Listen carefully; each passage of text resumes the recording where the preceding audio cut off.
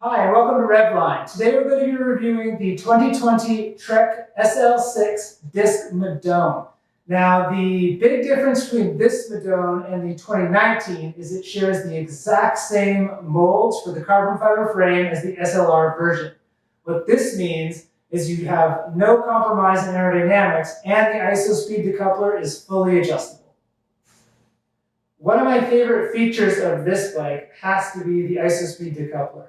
I was a bit concerned that you'd feel the iso-speed decoupler when on a ride, but what you really notice on a ride is that you don't notice the bumps. This is the most comfortable bike I've sat on in a while. And I just did a 60-kilometer ride on some pretty rough tarmac, and I came back and I felt totally refreshed. Another thing to note on the Madone SL disc is that it comes with the Tubeless Comp 5 wheels. Now these wheels are a aluminum body with a carbon fiber fairing.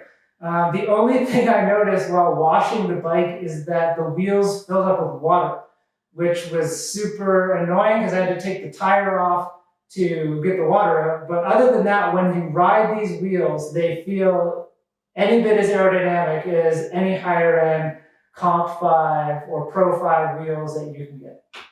This is my first disc brake bike, and going from the clincher brake to a disc brake, let me tell you, it makes a difference. You will stop when you need to. There is no concern for wet or rain.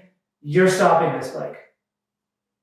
Trek has introduced with this bike the H1.5 Fit, which is a bit racier than the H2, but not quite as the H1. I think it's a really good blend of comfort and race aerodynamics. And again, this is the most comfortable bike I've ridden. With the iso-speed decoupler and the H1.5 Fit, I think anyone can be comfortable on this bike. This bike came stock with a very comfortable seat. The handlebars, also very comfortable for an aero bar. I found a few positions that I've liked and can definitely be comfortable climbing in them as well as getting into an aero tuck position. I think what has to be said for this bike is it is extremely fast. When you tuck into an aero position and head in any kind of direction south of parallel, you feel this bike accelerate. It takes off like a rocket ship. One thing to note, if you have a previous generation Bontrager Flare RT, it will not fit with the blender system that fits in underneath the saddle. You need the newer square style flare light. This one's a bit too long and I can't actually use it on the really slick seat mounted connection, but I will be addressing that shortly. The one thing Trek did that really makes this bike hit the price point that they were after, and I live in Canada, in Calgary, that was $6,000 Canadian, is the wheels. They definitely could have put a better set of wheels on this bike, but that being said, they are an aero wheel and they are quite comfortable out on the road.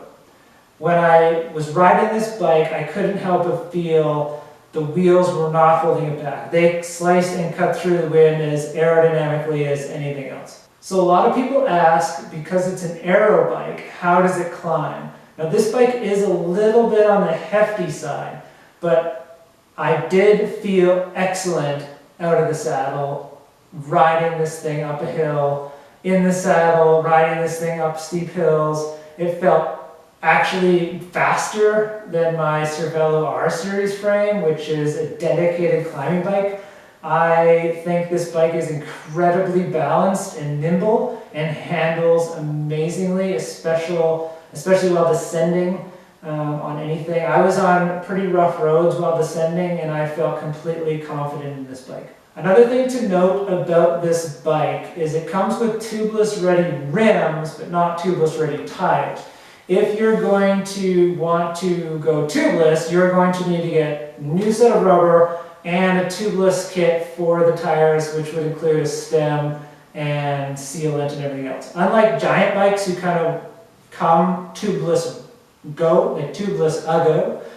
This one is just tubeless already wheels. So that was kind of disappointing that Trek didn't send a kind of tubeless conversion kit and put the actual tubeless tires on this bike.